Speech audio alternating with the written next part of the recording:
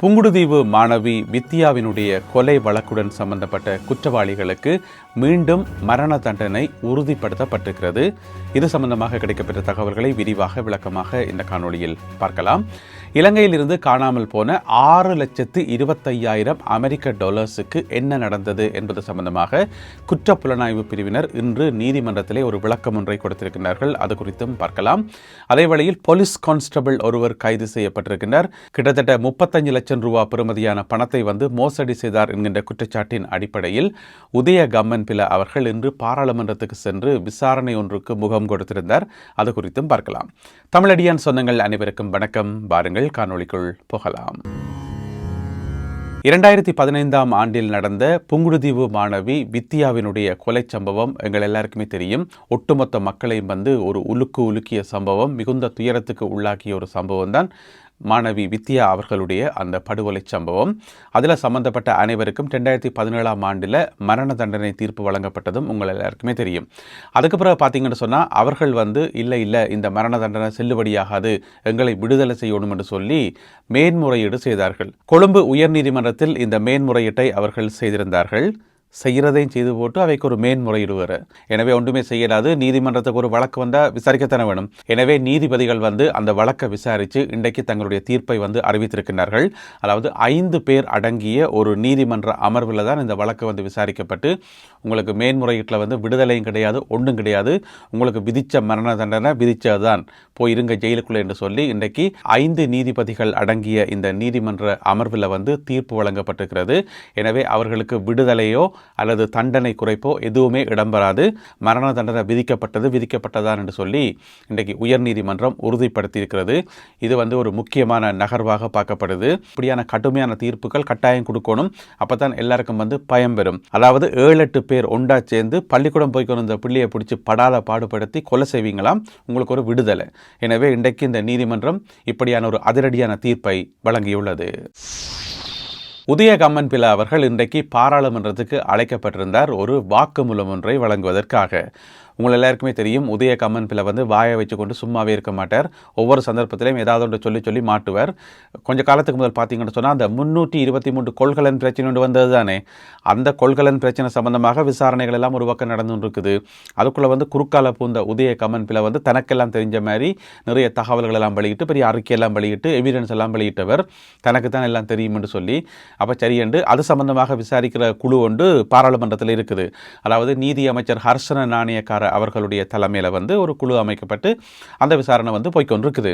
அப்போ இன்றைக்கு அந்த குழு கூப்பிட்டுருக்குது, உங்களுக்கு தெரிஞ்ச சாட்சியம் எல்லாத்தையும் சொல்லுங்கன்னு சொல்லி.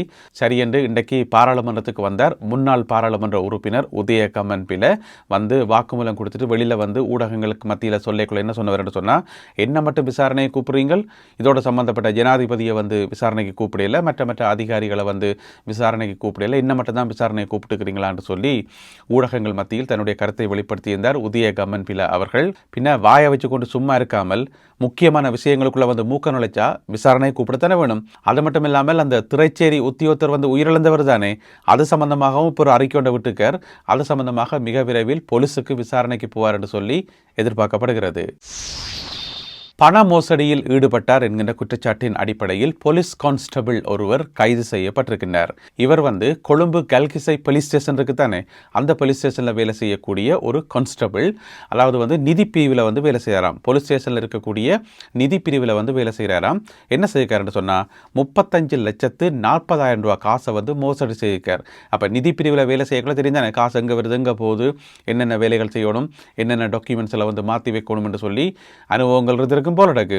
எனவே அந்த அடிப்படையில் 35,40,000 ரூபா காசை மோசடி செய்து இப்போ கடைசியாக பிடிபட்டு போனார். போலீஸ் மத்திய புலனாய்வு அமைப்புக்கு கிடைத்த தகவலை அடுத்து தான் அவர்கள் போயிட்டு சோதனையிட்டிருக்கிறார்கள். அந்த அடிப்படையில் இப்போ அவர் கைது செய்யப்பட்டிருக்கிறார். விசாரணைகள் தொடர்ந்து இடம்பெற்று வருகின்றன. அதே நேரம் இன்னும் ஒரு முக்கியமான பிரச்சனை, இலங்கையிலிருந்து காணாமல் போன பெருந்தொகையான பணம் 2 சந்தர்ப்பங்களில் காணாமல் போயிருக்குது. ஒன்று 25 லட்சம் அமெரிக்க டாலர்ஸ், அது பெரிய கேஸ். அதை இலங்கை அதிகாரிகளால் விசாரிக்க முடியாமல் அமெரிக்க புலனாய்வு அமைப்பாகிய FBI உதவி வந்து கோரப்பட்டிருக்கிறது. ஆஸ்திரேலியாவினுடைய புலனாய்வு அமைப்புகள் வந்து ஒரு பக்கம் விசாரணைகளை நடத்துது, அது ஒரு பக்கம் போய்கொண்டிருக்குது. அதை விட இங்கால பார்த்தீங்கன்னு சொன்னால் இன்னும் ஒரு தகவல் என்னென்னு சொன்னால் $6,25,000 அமெரிக்க டாலர்ஸ் காசு வந்து இலங்கை தபால் திணைக்களத்தில் இருந்து அமெரிக்காவுக்கு அனுப்பப்பட்டது. அமெரிக்காவினுடைய போஸ்டல் டிபார்ட்மெண்ட், அதாவது அமெரிக்காவினுடைய தபால் திணைக்களத்துக்கு வந்து அனுப்பப்பட்டது. ஒவ்வொரு சந்தர்ப்பங்களில் அனுப்பப்பட்டது. ஒரு காசும் போய் சேரையில். அப்போ அது சம்பந்தமான விசாரணை ஒன்று நடத்தத்தானே வேணும். அப்போ குற்றப்புலனாய்வு பிரிவு வந்து குற்றப்புலனாய்வு பிரிவினுடைய கணனி குற்றப்பிரிவு என்று சொல்லி ஒரு பிரிவு இருக்குது. அவர்கள் தான் இந்த விசாரணைகளை மேற்கொண்டு வருகின்றார்கள். அப்போ இன்றைக்கு நீதிமன்றத்தில் கூப்பிட்டு கேட்கப்பட்டது என்னென்னு சொன்னால், அந்த விசாரணைகள் என்ன கட்டத்தில் போய்கொண்டிருக்குது, ஒழுங்காக விசாரிக்கிறீங்களா இல்லையான்னு சொல்லி கொழும்பு கோட்டை நீதவான் நீதிமன்றத்தில் அந்த வழக்கு நடந்தது இன்றைக்கு புதன்கிழமை. அப்போ சிஐடியினர் போயிட்டு நீதிபதிக்கு சொல்லியிருக்கணும், சில விஷயங்கள் சொல்லியிருக்கணும். இந்த மாதிரி விசாரணைகள் வந்து ஏற்கனவே ஆரம்பிக்கப்பட்டு போய்கொண்டிருக்குது.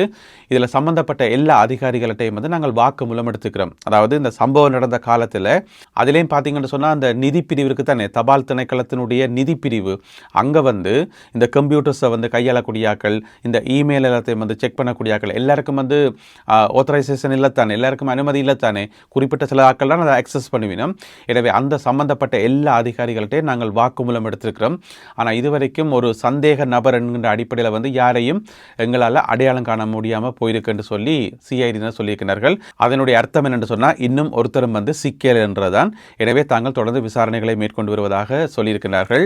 அது மட்டும் இல்லாமல் இந்த பணம் அனுப்பப்பட்டது $6,25,000 அமெரிக்க டாலர்ஸ் அனுப்பப்பட்டது ஒரே தவணையில் இல்லை, அது வந்து கட்டம் கட்டமாக அனுப்பப்பட்டிருக்கிறது. எனவே சகல விசாரணைகளையும் நாங்கள் மேற்கொண்டு வருகிறோம் என்று சொல்லி ஒரு அப்டேட் கொடுத்திருக்கின்றார்கள் நீதிமன்றத்துக்கு. அடுத்ததாக தமிழகத்தினுடைய புதிய முதலமைச்சராக பதவியேற்க இருக்கின்ற விஜய் அவர்களுக்கான வாழ்த்து மழை இலங்கையில் அப்படியே கொட்டி கொண்டிருக்குன்னு சொல்லலாம். எல்லா இடமும் வாழ்த்துக்கள் குவிஞ்சு கொண்டே இருக்குது. அதுலேயும் பார்த்தீங்கன்னு சொன்னால் பாராளுமன்றத்தில் கேட்கவே தேவையில்லை, நேற்றும் ஒரே வாழ்த்து மழை, இன்றைக்கும் ஒரே வாழ்த்து மழையாக தான் இருந்தது. ஏராளமான பாராளுமன்ற உறுப்பினர்கள், தனியாக தமிழ் பேசும் பாராளுமன்ற உறுப்பினர்கள் மட்டுமல்லாமல் சிங்கள பாராளுமன்ற உறுப்பினர்களும் கூட தங்களுடைய வாழ்த்துக்களை தெரிவித்திருந்தார்கள். அதில் பார்த்தீங்கன்னு சொன்னால் நேற்று ஒரு பாராளுமன்ற உறுப்பினர் பாட்டு பாடி, விஜய் நடித்த ஒரு படத்தில் இருந்து ஒரு பாட்டு பாடி, எல்லா புகழும் ஒருவனுக்கு, அந்த பாட்டை பாடி தன்னுடைய வாழ்த்தை ஒரு பாராளுமன்ற உறுப்பினர் தெரிவித்திருந்தார். இப்படியாக ஏராளமான பாராளுமன்ற உறுப்பினர்களும் கட்சி தலைவர்களும் தங்களுடைய வாழ்த்துக்களை தொடர்ச்சியாக தெரிவித்து வருகின்றார்கள். எல்லா புகழும் ஒருவனுக்கே, நீ நதி போல ஓடிக்கொண்டிரு, உன்னை உள்ளத்தில் ஊர்வைக்குமே. இளைய தளபதி விஜய் அவர்களை ஒரு சீஃப் மினிஸ்டராக, தனது தளபதியாக அவர்கள் நியமித்திருக்கின்றார்கள். வரலாற்று சாதனை படைத்த தமிழக வெற்றி கழகத்தினுடைய தலைவர் தளபதி விஜய் அவர்களுக்கு என்னுடைய வாழ்த்துக்களை முதலாவது இந்த பாராளுமன்றத்தை நான் தெரிவித்துக் கொள்கின்றேன். தமிழ்நாடு மக்களோடும் தமிழ்நாடு அரசோடும் ஈழத் தமிழருடைய பிரச்சனைகள் சம்பந்தமாக நாங்கள் வேலை செய்வதற்கு காத்துக் கொண்டிருக்கிறோம் என்ற செய்தியை சொல்லி, திரு ஜோசப் விஜய் ஆகிய நான் இந்த வசனத்தை கேட்கறதுக்கு எனக்கு மிகவும் சந்தோஷமாக இருக்குமா நினைக்கிறேன். நாளைக்கு இலங்கையிலிருந்து இன்று வரைக்கும் எங்களுடைய அண்ணன், என்னுடைய சொந்த அண்ணன் மாதிரி பார்க்கக்கூடிய என்னுடைய அண்ணன் திரு ஜோசப் விஜய் அவர்கள் நாளைய தினம் தமிழ்நாட்டின் வரலாறு காணாத ஒரு வெற்றியோட எம்ஜிஆருக்கு அடுத்தபடியாக எம்ஜிஆருக்கு ஒரு தடவை மேலே போய் என்னுடைய அண்ணன் விஜய் அவர்கள் நாளை தமிழ்நாட்டினுடைய முதலமைச்சராக பதவியேற்கின்றதை என்னுடைய இரண்டு கண்களாலை. தமிழ்நாட்டிலே நடைபெற்று முடிந்திருக்கின்ற தேர்தலில் தமிழ்நாட்டினுடைய ஒரு நடிகராக இருந்த நண்பர் விஜய் அவர்கள் ஒரு பாரிய வெற்றியை அந்த தேர்தலிலே பெற்றிருக்கிறார். ஈழத்தமிழர்கள் சார்பாக இந்திய வரலாற்றில், குறிப்பாக தமிழ்நாட்டினுடைய தேர்தல் வரலாற்றில் பாரிய வெற்றியை உருவாக்கிய சகோதரர் விஜய் அவர்களுக்கு எங்களுடைய வாழ்த்துக்களை இந்த உயர்ந்த சபையினூடாக நான் தெரிவித்துக் கொள்கிறேன். அதே நேரம் பார்த்தீங்கன்னு சொன்னால் முன்னாள் ஜனாதிபதி சந்திரிகா பண்டாரநாயக்க குமாரதுங்க இன்றைக்கு ஒரு அறிக்கை ஒன்றை வெளியிட்டிருக்கின்றார். தன்னுடைய உத்தியோகபூர்வமான அந்த லெட்டர் ஹெட் இருக்கு தானே, அதில் வந்து அந்த அறிக்கையை வெளியிட்டிருக்கின்றார். இந்த மாதிரி முதலமைச்சராக தெரிவு செய்யப்பட்டிருக்கின்ற விஜய் அவர்களுக்கு என்னுடைய வாழ்த்துக்கள், இது வந்து ஒரு அபாரமான வெற்றி, எதிர்பார்க்காத வெற்றி என்று சொல்லி, எனவே இலங்கைக்கும் இந்தியாவுக்கும் இலங்கைக்கும் தமிழ்நாட்டுக்கும் இடையிலான அந்த ஒத்துழைப்பு வந்து எதிர்காலத்திலேயும் சிறப்பாக இருக்கணும் என்று சொல்லி தான் எதிர்பார்ப்பதாக அந்த ஃபோர்மலான விஷயங்களை குறிப்பிட்டு தன்னுடைய வாழ்த்துக்களை தெரிவித்திருக்கின்றார் சந்திரிகா பண்டாரநாயக்க குமாரதுங்க.